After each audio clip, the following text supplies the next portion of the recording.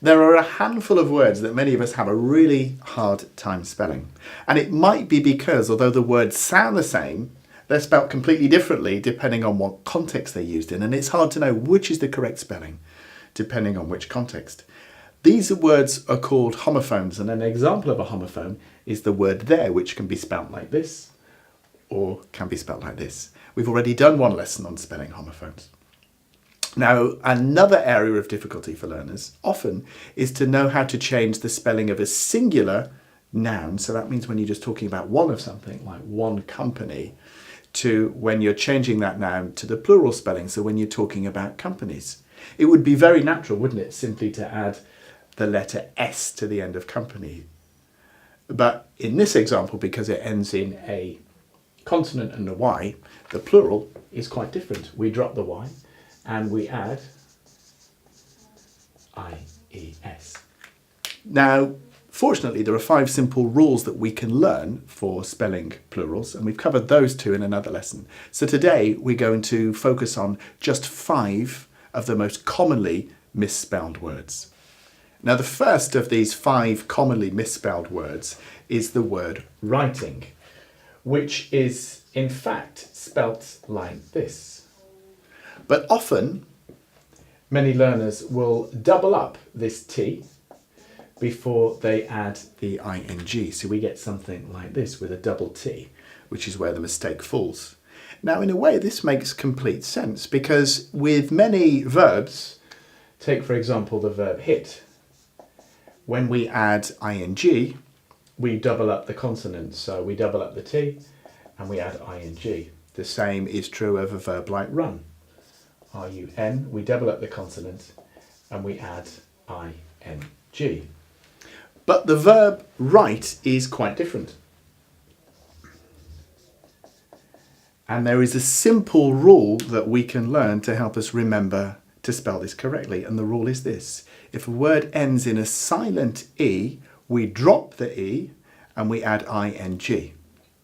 What do we mean by a silent E? Well, here we don't actually pronounce this letter E. We don't say write in the same way that we would pronounce the E at the end of a word like cafe. But cafe is a French word. Anyway, that's another story. So when the verb ends in a silent E like write, we drop the E and we add ing. A couple of other examples that will help you see this more in context. We have the verb smile, which ends in a silent E. We have the verb dine, again, which ends with a silent E. And when we want to add ing, we will drop the E. So smile becomes smiling, and dine becomes dining like this. So when you come to spell the word writing, or for that matter, any verb which ends in a silent E, then you will drop the E, add ing. Next one, well, 2 actually.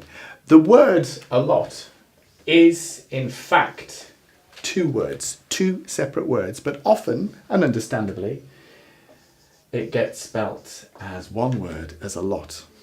Now, how can we remember when we come to write this word or these words that a lot is in fact 2, like this, rather than 1 word?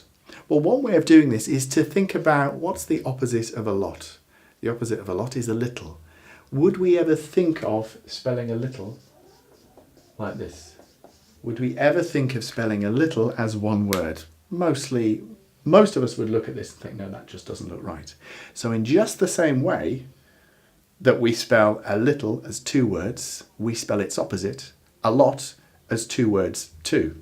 So this is the correct spelling of a lot, rather than the single word there. Now, another example of words that get misspelled because they're 2 words, well, they should be 2 words, but they're spelt as 1, is the example as well, which, like a lot, should be separated as 2 words and not spelt like this. So we ask ourselves the question again, how could we remember when we're spelling the word as well that it's in fact 2 words, not 1?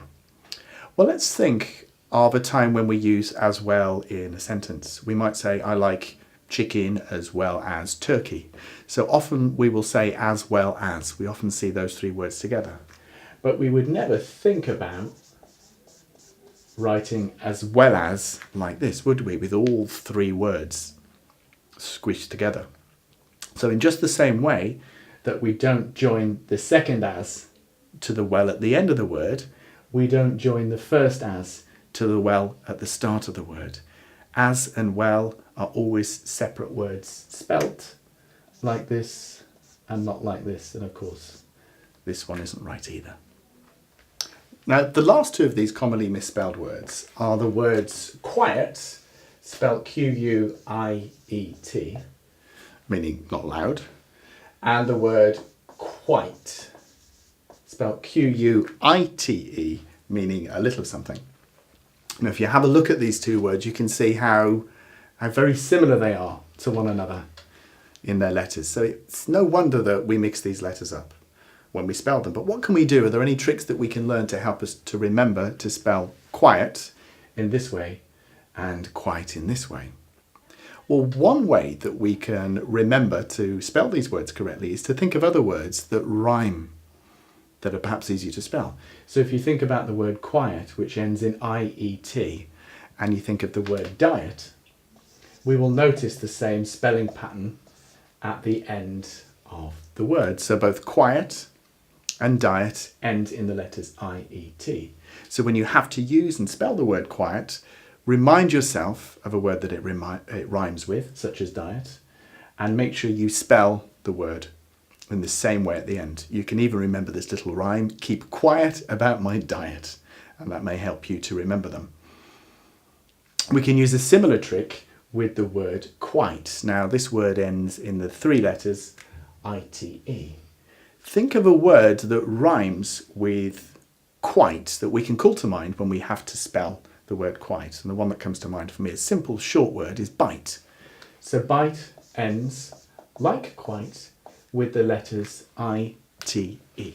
So when you come to spell the word quite, remind yourself of the word bite, recall the spelling, which is pretty easy, how it ends with I-T-E, and spell quite in the same way.